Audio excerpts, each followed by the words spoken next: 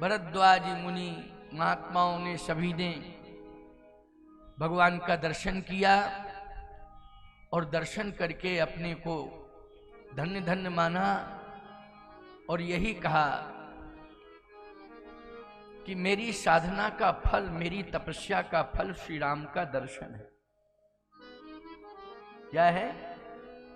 सब साधन कर सुफल सुहावा, सब साधन कर सुफल सुहावा, सब साधन कर सुफल सुहावा, सब साधन कर सुफल सुहावा, लखन राम सिय दर्शन पावा, लखन राम सिय दर्शन पावा, लखन राम सिय दर्शन पावा, लखन राम सिय दर्शन पावा, लखन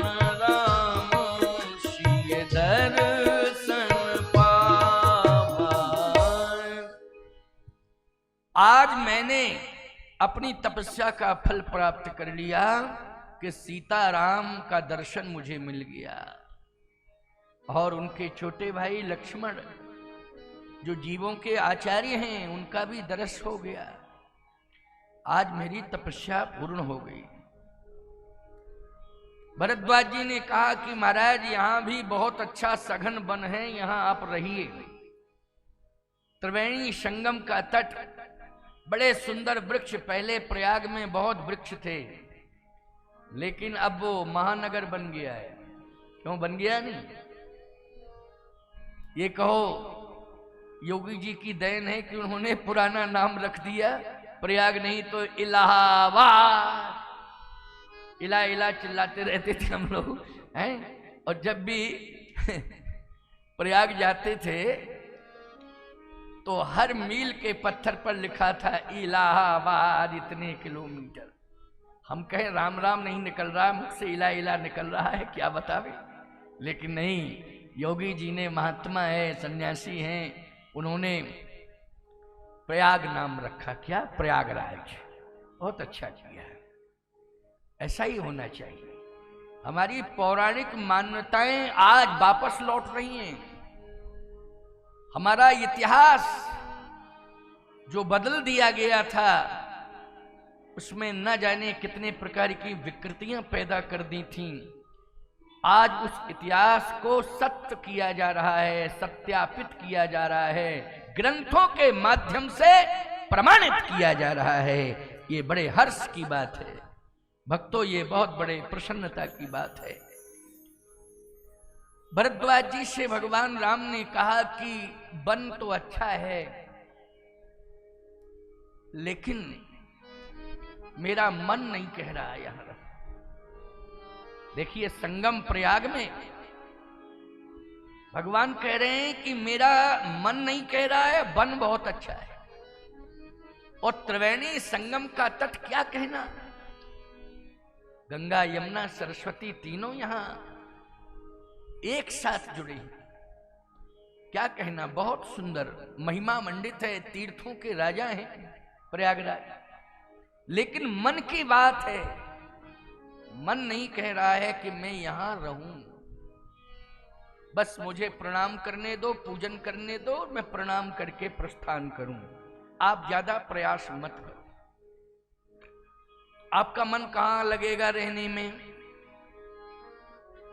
भगवान राम ने कहा कि मैं सभी महात्माओं से पूछ रहा हूं, आप ही सब बताओ कि मैं कहां रहूं। भरद्वाज जी का कहना है कि आप प्रयाग में रहो, लेकिन मेरा मन नहीं कह रहा है। ऐसी जगह बताओ कि जहां मेरा मन लग जाए। मन, इसका मतलब यह है कि भगवान भी अपने मन को वश में करना चाहते हैं। बोलो, करना चाहते हैं कि नहीं? और सत्य तो ये है कि ये मन ऋषि मुनि महात्मा बताएंगे कि आपका मन कहाँ लगेगा। तो सभी महात्माओं ने आपस में चर्चा की तो कोई खुल के न बोल पावे, लेकिन महर्षि वाल्मीकि जी बोले रुको, स्पष्ट कोई नहीं बोल पा रहा है, मैं बताता हूं। अच्छा आप बताइए। वाल्मीकि जी ने कहा चित्रकूट गिरि करहु निवासु, चित्रकूट गिरि करहु निवासु, चित्रकूट गिरि करहु निवासु, चित्रकूट गिरि करहु निवासु, तहाँ तुम्हार सब भांति सुपासु, तहाँ तुम्हार सब भांति सुपासु, चित्रकूट गिरि करहु निवासु, चित्रकूट गिरि करहु निवासु, चित्रकूट गिरि करहु निवासु। आप चित्रकूट में निवास करें। निवास का अर्थ होता है स्थायी। निवास का अर्थ क्या है? स्थायी। ऐसा भी कह सकते थे वाल्मीकि जी कि चित्रकूट गिरि करहु प्रवासु। तो प्रवास का मतलब होता है अस्थाई और निवास का मतलब होता है स्थायी। सोचो जरा, विचार करो। भगवान राम आज भी चित्रकूट में हैं क्योंकि उनका निवास स्थान है वो। चित्रकूट क्या है? निवास स्थान। निवास मानी स्थायी। अच्छा, पूरे चित्रकूट में उनका सुंदर भवन कहाँ बना है? तो पद्म पुराण के कौशल खंड में वर्णन आता है कि कामदगिरि जो पर्वत है, आपको ऊपर से पर्वत दिखाई दे रहा है, लेकिन अंदर सुंदर महल बना हुआ है। उस महल के 4 द्वार हैं प्रवेश के। कितने द्वार हैं? 4 द्वार हैं। प्रथम द्वार, द्वितीय, तृतीय और चतुर्थ, ये 4 द्वार हैं। बहुत ही सुंदर भवन बना हुआ है, दिव्याति दिव्य। एक सज्जन परिक्रमा कर रहे थे, बोले महाराज जी बहुत सुंदर है, तो अंदर जावें? मैंने कहा कि कहीं से तुम्हें जाने की गुंजाइश मिल जाए तो चले जाओ, चले जाओ। अगर कहीं से गुंजाइश मिल जाए तुमको जाने की। कहता है परिक्रमा करते करते देखूंगा कहां किस द्वार से ठीक रहेगा जाना। परिक्रमा करता रहा और कहता है बस मेरी हिम्मत नहीं पड़ रही है, मैं किस द्वार से प्रवेश करूं। मैंने कहा कि बड़े बड़े सिद्ध महात्मा मुनि तपोनिष्ठ वो आज भी प्रवेश करते हैं कामदगिरि के अंदर, और भगवान की नित्य लीला होती है, उस लीला में सम्मिलित होते हैं। लेकिन इतनी सिद्धि तुम्हें मिल जानी चाहिए, इतना तप तुम्हारा बढ़ जाना चाहिए, इतना भजन तुम्हारा बढ़ना चाहिए, तब तुम उस भवन में प्रवेश कर पाओगे। ये पद्म पुराण का वर्णन है, समझ लेना इस बात को। तो बहुत ही सुंदर भवन बना हुआ है। अच्छा बोलो भाई, स्थायी निवास होगा तो स्थायी निवास सुंदर बनेगा कि नहीं बनेगा? सुंदर बनेगा। इसलिए वो सुंदर भवन बना हुआ है। कामदगिरि ऊपर से पर्वत के रूप में तुम्हें दिखाई दे रहा है, लेकिन अंदर बहुत ही सुंदर महल बना हुआ है। देवता भी स्वर्ग से उतर के आ रहे हैं और वो कहते हैं कि स्वर्ग से भी सुंदर इतना तो इंद्र का महल नहीं है, जितना अच्छा महल जो है भगवान सीताराम जी का है। कामदगिर इसलिए क्या है, निवास स्थली है। चित्रकूट उनका निवास स्थली है, कामदगिर मुख्य निवास है प्रभु राम का। इसलिए कामद भय गिरि राम प्रसाद, अवलोकत अपहरत विषाद। केवल दर्शन करने मात्र से, कामतानाथ जी का दर्शन करने मात्र से विषाद दूर हो जाते हैं, संपूर्ण विषाद। ऐसा वो कामदगिर पर्वत है जहां पर भगवान सदा निवास करते हैं। भगवान ने वाल्मीकि जी महाराज के निर्देशन में चित्रकूट धाम की यात्रा प्रारंभ की। नेतृत्व किसका था? महर्षि वाल्मीकि जी महाराज का था। उन्होंने 4 ब्रह्मचारियों को भेजा है कि जाओ श्री राम जी को चित्रकूट भेज के आओ। थोड़ा सा पहले आश्रम है वाल्मीकि जी का। जब आप तीर्थराज प्रयाग से चित्रकूट जाएंगे तो एक लालापुर नाम की जगह है। लालापुर के पास में ऊंचा पर्वत है, वहीं वाल्मीकि जी का आश्रम बना हुआ है। इसलिए ब्रह्मचारियों को भेज दिया, कहा चित्रकूट पहुंचा के आओ। आज भगवान श्री राम, ये ब्रह्मचारी 4 ही क्यों थे? ये 4 वेद हैं प्यारे। कौन हैं? ये 4 वेद हैं। इसलिए भगवान की यात्रा वेदों के माध्यम से होती है। और याद रखना, वेदों के अनुसार अगर तुम यात्रा करोगे तो निश्चित रूप से किसी धाम में पहुंच जाओगे, किसी तीर्थ में पहुंच जाओगे और अपना परम कल्याण कर लोगे। आज भगवान राम कामदगिरि पर्वत पर विराजमान हैं। इधर सुमंत जी महाराज वापस पहुंचे अयोध्या। दशरथ जी ने पूछा तो सुमंत जी ने कह दिया कि महाराज राम जी तो नहीं लौटे। अच्छा, राम नहीं लौटे? सीता भी नहीं लौटी होगी? लक्ष्मण क्यों लौटेगा? वो सेवा करने का संकल्प लेके गया है। सुमंत जी ये बताओ कि राम ने मेरे लिए क्या कहा? सुनिए, अब भगवान को मैंने कहां पहुंचा दिया है? चित्रकूट पहुंचा दिया है। अब मैं बैक क्यों हो गया? क्योंकि कथा बैक हो रही है रामायण के अनुसार। बोलो, सुमंत जी कहां पहुंचे हैं? अब भरत जी आएंगे, फिर भरत जी कहां जाएंगे? चित्रकूट जाएंगे। क्रम यही है कि नहीं? क्रम यही है, इसलिए क्रम से कथा चल रही है। दशरथ जी महाराज ने कहा कि राम ने मेरे लिए क्या कहा। सुमंत जी महाराज ने कहा कि राम जी ने आपके लिए प्रणाम पहुंचाया है और ये कहा है कि 14 साल तक पिताश्री धैर्य धारण करें, मैं निश्चित रूप से समय से आऊंगा। और प्रधानमंत्री जी, मैं नित्य पिताश्री को प्रणाम करता था, लेकिन 14 साल नहीं कर पाऊंगा, मेरी तरफ से आप करिएगा नित्य प्रणाम। दशरथ जी ने कहा, ऐसा बेटा मेरा जो बाहर रहेगा 14 साल, लेकिन भाव रखता है कि नित्य प्रणाम पहुंचे मेरा। तुम्हारी संतान में कहता हूं 100, 200, 500, 1000, 2000, 10,000 किलोमीटर दूर रहे भैया। क्यों? आजकल पढ़े लिखे बच्चे हैं, क्यों नहीं रहेंगे? अरे देश की बात छोड़ो, अन्य देशों में सर्विस कर रहे हैं हमारे देश के बच्चे। लेकिन भाव ये रहना चाहिए कि माँ बाप हमारे जहां हो वहां मेरा नित्य प्रणाम पहुंचता रहे।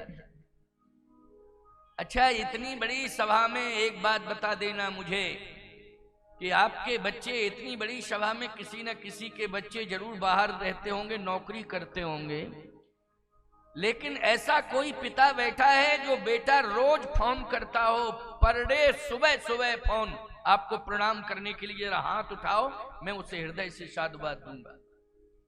झूठा हाथ बिल्कुल मत उठाना, रामनवमी है, नहीं हाथ ही गड़बड़ हो जाएगा। किसी की हिम्मत नहीं पड़ रही है, बोलो भाई, आज किसी की हिम्मत नहीं पड़ रही है। दूसरा प्रश्न मैं कर रहा हूं, इसके लिए भी आप सावधान हो जाओ।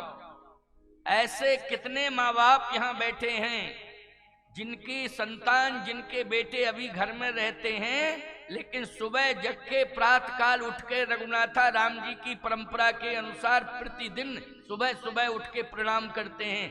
ऐसे पिता हाथ उठा दें जरा मेरे सामने।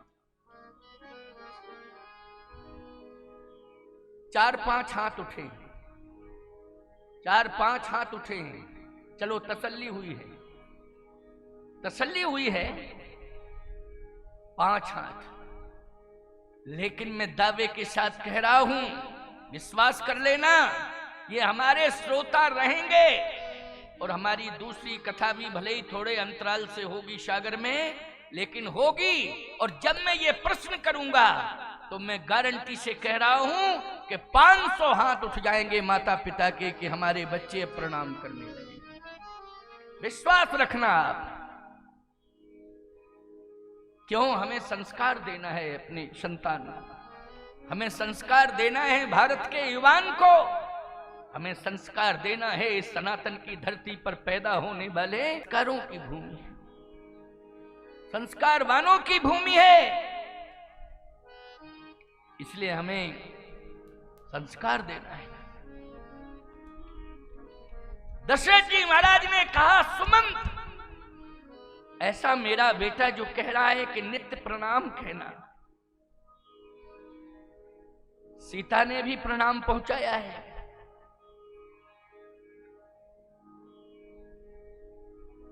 लेकिन लक्ष्मण ने, तो लक्ष्मण ने तो प्रणाम नहीं पहुंचाया था। लक्ष्मण ने तो बचन कहे कछु, बचन कहे कछु, लखन कठोरा,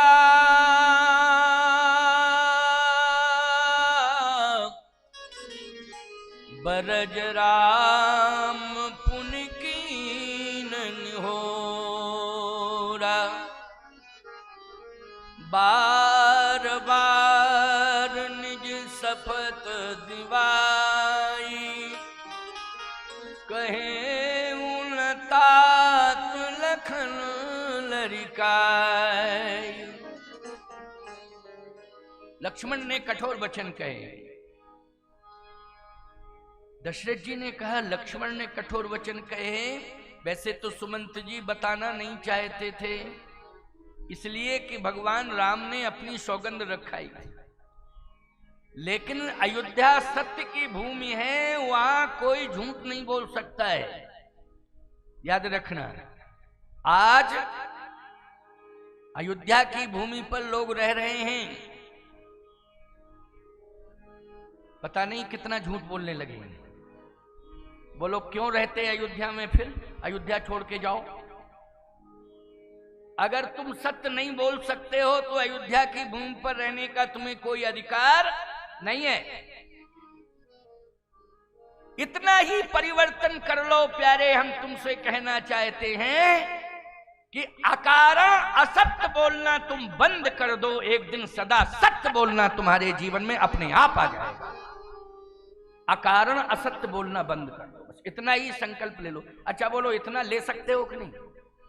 कोई जब कारण नहीं है तो अकारण में झूठ क्यों बोल रहे हो? क्यों आदत खराब कर रहे हो? समझ में नहीं आ रहा। आज तकलीफ इस बात की है कि लोग अकारण झूठ बोल रहे हैं, कोई मतलब नहीं, फिर भी झूठ बोलते चले जा रहे हैं। अभ्यास बदलो, अभ्यास बदलो, परिवर्तन करो। आवश्यकता है परिवर्तन की। सुमंत जी झूठ नहीं बोल पाएंगे। भगवान राम ने भले ही सौगंध रखाई है, लेकिन झूठ नहीं बोल सकते हैं। इसलिए सुमंत जी ने कह दिया कि लक्ष्मण ने कठोर वचन कहे। दशरथ जी ने कहा कठोर वचन कहे। लक्ष्मण बहुत अच्छा बालक है। सुमंत, लक्ष्मण अपने भाई से कितना प्रेम करता है, माता पिता से ज्यादा प्रेम अपने भाई से करता है। लक्ष्मण उदाहरण है कि मां बाप से भी ज्यादा प्रेम किससे? भाई से। अब आप कहोगे महाराज जी तो मां बाप से ज्यादा प्रेम भाई से करता तो मां बाप से करना चाहिए। अगर भाइयों में आपस में प्रेम हो जाए तो माँ बाप अपने आप प्रसन्न रहते हैं कि चलो हमारी संतान में प्रेम तो है। बोलो भाई, प्रसन्न रहते कि नहीं? और यदि माँ बाप समझ लें कि आपस में मेरे बच्चे लड़ रहे हैं, ये भाई भाई आपस में बहुत ज्यादा लड़ रहे हैं, तो तुम 56 प्रकार के भोजन बना के ले जाना, माँ बाप के सामने भोजन नहीं करेंगे, वो ले जाओ, क्या फायदा है? जब प्रेम से रह नहीं पा रहे हो तो भोजन करके क्या करूंगा, दुखी रहते। दशरथ जी ने कहा कि मुझे इस बात की प्रसन्नता है कि छोटा भाई बड़े भाई का अपमान बर्दाश्त नहीं कर पा रहा है। क्यों भाई, भाव यही निकल के आया कि नहीं आया? छोटा भाई बड़े भाई के अपमान को बर्दाश्त नहीं कर पा रहा है। सुमंत, यही चिंता मुझे सता रही थी कि 14 वर्ष तक राम के सम्मान की रक्षा कौन करेगा, लेकिन आज मुझे विश्वास हो गया, अब मैं चैन से मर जाऊंगा कि लक्ष्मण के रहते हुए राम की प्रतिष्ठा का कोई बाल बांका नहीं बिगाड़ सकता है। अब मुझे पूरा विश्वास हो गया।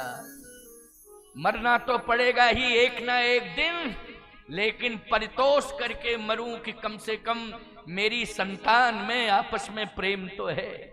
ये मरने के लिए श्रवण कुमार के माँ बाप का श्राप मुझे विवश कर रहा है। ये मेरा कर्म है जो आज मरने के लिए विवश कर रहा है, लेकिन कम से कम इस बात की प्रसन्नता लेके जा रहा हूं कि रघुवंश के, सूर्यवंश के, इक्ष्वाकु वंश के आज राजकुमार, दशरथ के राजकुमार आज आपस में कितना प्रेम करते हैं, कितना प्रेम करते हैं, अटूट प्रेम। महाभारत में संपत्ति के पीछे इतना लड़े भाई भाई, इतना लड़े कि आपको मालूम है कुरुक्षेत्र तैयार हो गया। बोलो हो गया कि नहीं? रक्त रंजित भूमि बन गई, जिसको धर्म क्षेत्र कहा जाता था। धर्म क्षेत्रे कुरुक्षेत्रे संवेता युत्सवा। आज वो धर्म क्षेत्र ईमानदारी के साथ बताना, इतना युद्ध हुआ, इतना द्वंद्व हुआ भाइयों भाइयों में कि वहां का इतिहास रक्त रंजित हो गया। बोलो हो गया कि नहीं? लेकिन सही बताना, रामायण पढ़ते हो, मैं त्रेता की बात कह रहा हूं, उदाहरण दे रहा हूं। अयोध्या में भाइयों भाइयों में संपत्ति के पीछे कोई युद्ध हुआ? बोलो हुआ हो तो जरा बता दो। अयोध्या की संपत्ति को फुटबॉल बना दिया। राम जी ने ठोकर मारी, उधर से भरत ने ठोकर मारी, फिर राम ने